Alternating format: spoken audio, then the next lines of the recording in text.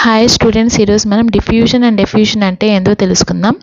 ఇప్పుడు గ్యాస్ యొక్క మోషన్ని బేస్ చేసుకుని మనకి టూ ఫినామినన్స్ అనేవి ఉన్నాయి. అవి డిఫ్యూజన్ అండ్ డెఫ్యూజన్.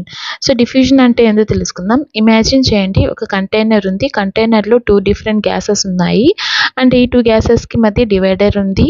అండ్ మనం సపోజ్ ఆ డివైడర్ని రిమూవ్ చేసేస్తే టూ గ్యాసెస్ ఏమవుతాయి, మిక్స్ అవుతాయి. ఇలా గ్యాసెస్ మిక్స్ అవ్వడాన్ని డిఫ్యూజన్ అంటాము. సో ఈ డిఫ్యూజన్ అనేది concentrated gradient. So concentrated gradient వల్ల హై కాన్సన్ట్రేటెడ్ నుంచి లో కాన్సన్ట్రేట్లోకి గ్యాస్ మాలిక్యూల్స్ అనేవి మూవ్ అవుతాయి. సో ఫర్ ఎగ్జాంపుల్ మన పర్ఫ్యూమ్ ఉంది కదా, పర్ఫ్యూమ్ వచ్చేసి స్ప్రెడ్ అవ్వడం ఒక రూమ్లో. సో ఎలా స్ప్రెడ్ అవుతాయి, హై కాన్సన్ట్రేషన్ నుంచి లో కాన్సన్ట్రేషన్లోకి స్ప్రెడ్ అవ్వడాన్ని డిఫ్యూజన్ అంటాము. అండ్ ఎఫ్యూజన్ అంటే ఏందో తెలుసుకుందాం.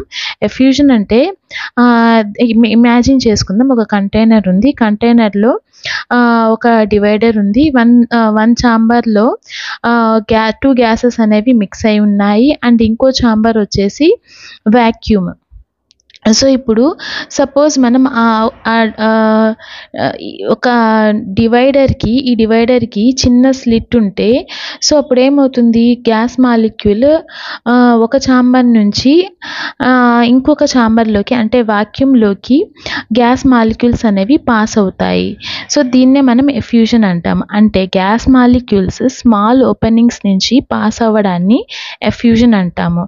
ఎగ్జాంపుల్ వచ్చేసి గ్యాస్ అనేది లీక్ అవ్వడం ఫ్రమ్ బెలూన్ నుంచి.